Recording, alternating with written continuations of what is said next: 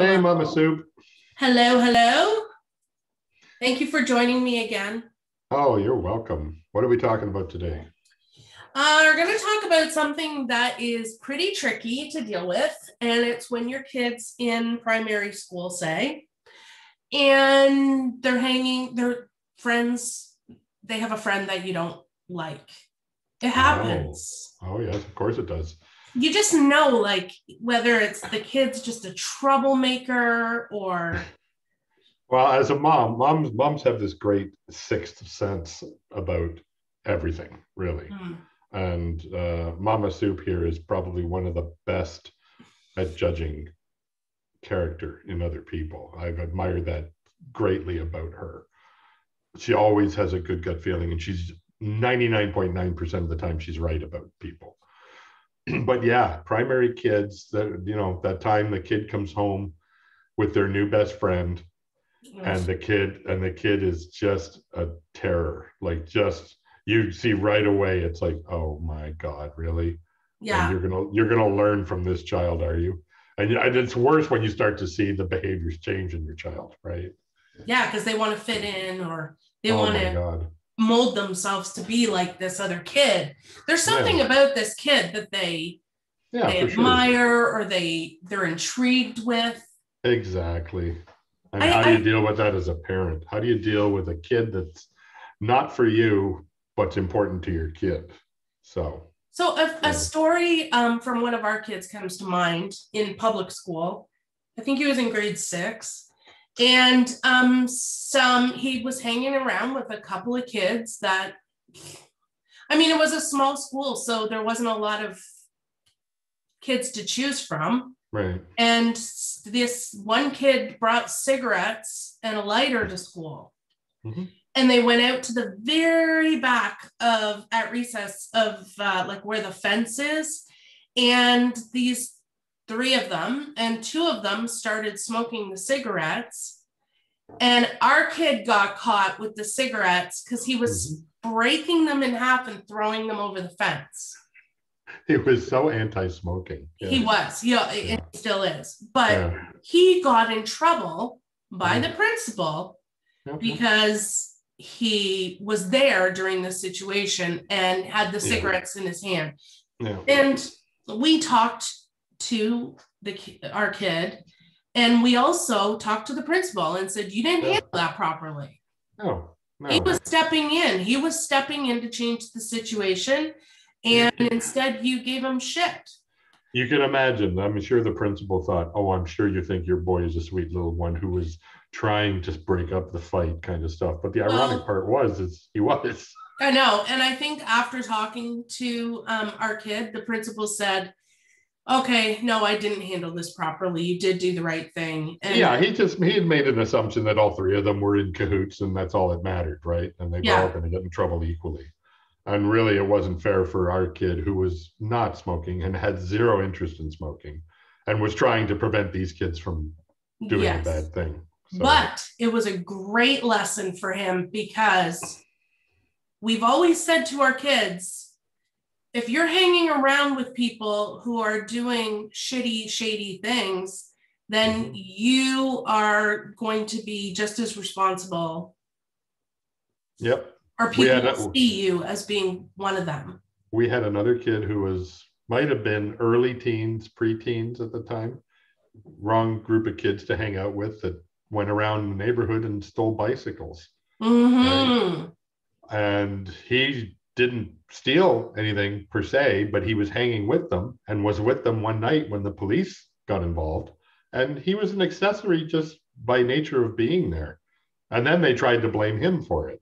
Yeah, Like, like we didn't, none of the bikes were at our house. no, they were at They another were kid's all at the house. next door neighbor's Neighbors. house. Yeah.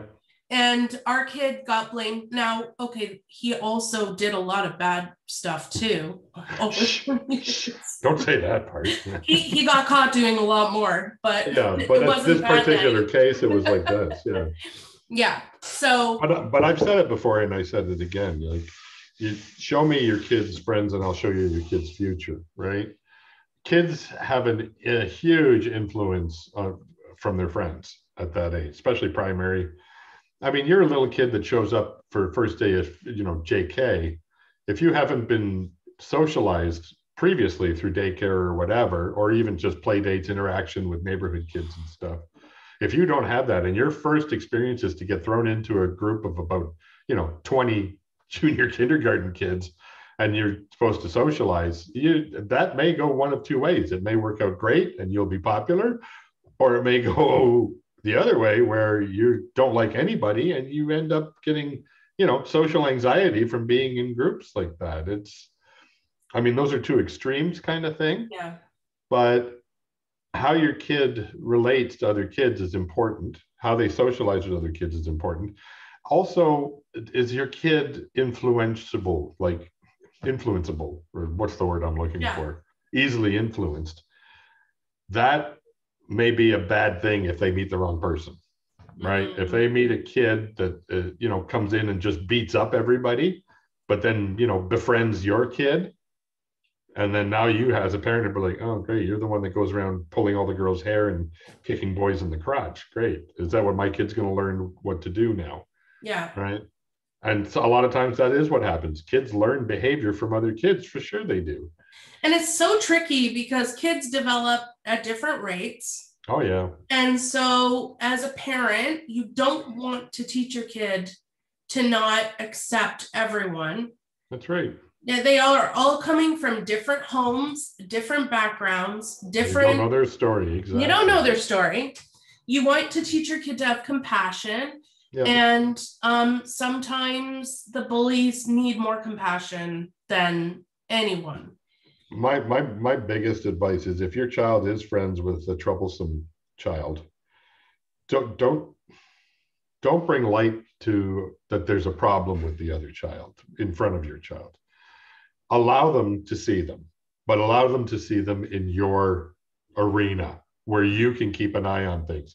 You can interact as a parent and say, okay, we don't do that in this house. Yes. Right? Or we don't do that. If you're just going to send your kid off to somebody's and not care, then don't be surprised with what comes home. Mm-hmm. Right. And I'm not saying shelter your kid throughout his entire life, but in any situation where you're dealing with a situation where you're not sure about your child's friend, bring them into your place and have a look in that environment. Yeah. Such a great point, because you cannot control anything once your kid, especially, so for sleepovers. Oh, yeah, there you go. Sleepovers. Yeah. Your kid suddenly, little Johnny, bad Johnny, we all know Johnny's a little shit disturber, wants to invite me over to his dad's house. Yeah. Okay. It's weird. Like it's not weird, but it feels uncomfortable. Yeah, for sure it is. And so this has happened with us. And instead we've turned it around and said, oh, that's awesome that you guys want to have a sleepover. Would you like to have your sleepover at our house? Yeah. Why don't you have it here? We can have a party. We can have it here. Fun. Make it we'll play games, and we guys can set up the video games if you want to play, and make it enticing and fun, and your kid will love it. But that way you can get firsthand and see what's going on. And then you can see who's the driving force here? And quite frankly, if you notice that you're not crazy about this kid and you don't want your child learning stuff from them, then you have a good idea that, okay, we can't go over to Johnny's house, or we can't do that. Because at the end of the day, like you said, we've had that experience too, where we don't know what's going on at the other house, but your kid comes home and starts telling you what's going on at the other house, right? And they've heard some really sketchy shit. Oh my God. We've heard stories about, Zach's mom wouldn't get off the couch. I thought she was sleeping, but she was actually passed out kind of thing or whatever. And just nightmare stories where, you're not going back there again, right? Yeah. And you cannot control who your kid hangs around with at school when you're not there. You cannot control that, but you can minimize the contact that your kid has, or not even minimize it, but maybe just monitor it closer by having that kid over into your house or your environment. Yeah. And trust your gut, because sometimes I've I've had some really bad feelings and they've come true. Yeah, for sure. Yeah. Mhm. You have a gut feeling there's a reason for it. Mhm. Something has triggered it and said it doesn't feel right to me for some reason, whatever that is, right? Yeah. Not that you're overly suspicious, it's just you've noticed behavior or something. And I think we need to balance these feelings with the other fact is that kids are full of bullshit, even your own kids. Oh, fuck. And we have also experienced a lying little brat who told us that when she went to her first sleepover at her best friend's house, that the dad gave her a bath. Yeah. What a nightmare for us that was. Oh my God. And we believed her. We believed her. Well, of course we did. She was our little girl. Of course we believed her. And it just, yeah, go ahead. It was a long process. The police got involved. Oh. They have a special room with TV screens and like special teddy bears for kids that they called in they're all psychologist specialists. Yeah. I mean, they called in the sexual assault police team to put us in this room and do the interviewing. And they got the dad from home and brought him in a cruiser. Like, oh, it was so mortifyingly embarrassing. And it turned out that she just didn't want to have a shower that night. It was a Sunday night. She made up a story about having a bath. These people didn't even have a bathtub in their house. And she wouldn't know that. And she wouldn't know that it was inappropriate for him to give her a bath. He was a parent, right? So she just didn't want to have a bath. The look, if you could have captured the look on her faces when she came and said, "Oh no, I had a bath at so-and-so's dad gave me a bath at her place." What do you mean he gave you a bath? Then you start looking for details. And I mean, yeah, I triggered instant anger. I wanted to go over and beat the shit out of the guy. How do you dare you do that to my little girl? When in fact, he didn't do a fucking thing. The poor guy. She just made up some story because she didn't want to have a shower that night. And it almost got the guy in legal trouble. Like, it just, yeah. I mean, we went and apologized, but that was a scary moment for him. And I don't blame him. And I don't blame him at all. I still feel bad about it. It could have easily been me, like some other kid saying that about me, right? What do you mean you're giving my kid a fucking bath? I'm like, what? I didn't give him a bath. No. What the fuck are you talking about? Honestly, Eric, after that, you never wanted to be alone. If the kids had friends over, you were like, nope, I don't want to be here alone. Nope. And specifically with the girls, absolutely. With the girls, I don't want to be alone. I don't want to drive them home alone. I just don't want to be in that situation. Not that I don't trust myself, but the thing is, I don't want to be. I don't want to have to explain that I didn't do something in that situation when I didn't. Yeah. If that could be avoided or bring others with you, yeah, okay, that's fine. But by myself, Anyhow, she was only like 8 years old when this all went down, and we had to. Well, we didn't have to, but we moved. we just packed up and moved. Okay, sorry. Let's just say they weren't best friends after that, and it wasn't our fault or the parent. We just believed our kid. But the whole moral of this story is your kid's not always going to be telling you the truth about stuff. No, they're not. We had one more quick one about another kid, our youngest actually, who had there was a set of twins at their school. Careful. Yeah, I know. I'm not saying names. They're just twins who had a record. Every parent knew about these kids. They're troublemakers. That's what they were. And they had a reputation. And of course, our son made friends with them. And what the problem we had, though, was he made friends with one of them who at the time was okay. We didn't mind the one kid was great. The other kid was pure trouble, over 100% pure trouble. The problem we had was when Sam wanted to invite this one kid over to play, the other one had to come as a set. The twins, they got treated as a pair.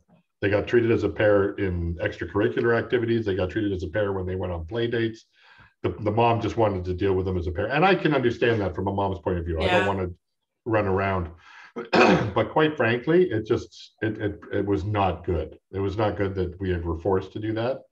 And at the end of the day, the badness of that one kid, our kid finally realized what a piece of shit this person was and would get them in trouble. He was right? It was like, well, I'm talking about later in life when they got into their more adult. Oh, okay, yeah. But yeah, I mean, it's, we made predictions this kid's going to be in jail before he's 18, right? And it's just like, and unfortunately that happens with some kids but to other factors like, environmental factors, their own home life, whatever. There is. Yeah. Not here to judge. It's just, as a parent, you got to know who your kids are hanging out with. Mm-hmm. Know who they're hanging. Don't be afraid to go and visit their homes. Meet their parents. Their parents. One of the rules we had, Joe and I had with anyone was like, can I go over to Timmy's house? As soon as I meet Timmy's parents, yes, you can go hang out. Yep. Yeah. I'll go over there and drop you off, and I have to talk to her mom or her dad, whoever. That was part of our rules. And the kids were like, okay, that's fine, come. But it wasn't like, oh no, you can't come and talk to them.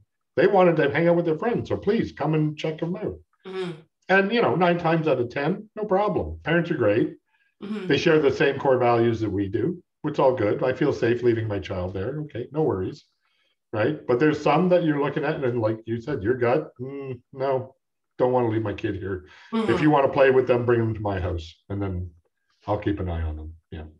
Yeah. And when kids get older too, like our older son found trouble no matter where he went. He could find trouble. Yeah. And that kid is, to this day, he's like the nicest, kindest person that you would ever meet. And absolutely, he's like an empath, right? So he absorbs people's problems. And he would say to me, I would say, like, why are you hanging around with those kids? Those kids are bad news. And he said, but Mom, what if I'm the bad kid? Like, what if I'm the kid that they shouldn't be hanging around? That was a big deal when he said that. Yeah. Mm-hmm. And some parents have to come to that realization that maybe their kid is the one. Yeah, that's another one too. Not sweet little Johnny. Well, no. Sweet little Johnny's going to be in jail soon. Sweet little Johnny's a dick. And I mean, it happens. It happens. Absolutely. It doesn't mean that you're a bad parent. It just means your kids. And it's been happening for years. If anybody as old as we are, remember, Leave It to Beaver. Eddie Haskell was a troublemaker. But the facade he put on in front of the parents was purely for the parents' easement. Yeah. That was back in the 50s and 60s. Of course, it's still happening today. Mm-hmm. The only problem we have today is we have, internet. Internet's a big problem. Communication is so open now. Yeah. Anyway, I won't get into that, but that's a whole other conversation that we should definitely have. Maybe we'll record that next week. We got so many topics we could talk about, but I mean, you don't like your kids' friends, let them deal with if you've raised your kids the way you wanted to, and they know right from wrong and stuff, they'll pick up on the fact that these kids will be trouble, right? Give them the benefit of the doubt, but do so in your own environment whenever you can. Absolutely. And let them get into a little trouble at school. Mm-hmm. They're in a boundary there. Those public school is set up for that, to let them get into trouble, learn a lesson, and then move on. Our oldest daughter, when she was just turned into a teenager, got in with the wrong girl and ended up getting caught shoplifting. This girl decided, come on, let's do something cool. We'll go to the mall and we'll steal. And our daughter was like, oh, I've never done that before, but okay, I really like you you're very popular at school. I want to be cool. And I want to be cool, right? Yeah. So, okay, we'll go and we'll do it. Well, sure enough, she got caught and we had to deal with that. And she was terrified that she got caught. Yep. It's the first and only time she ever did anything like that. And I think it had a resounding effect on her. So let them get in trouble, right? It's just like, you can't protect them all the time. You want to, but sometimes it needs to slap them in the face a bit and say, this will sting. And so that'll trigger, hey, so if somebody is like this, my risk is I might get in trouble too. Yeah. Right. If they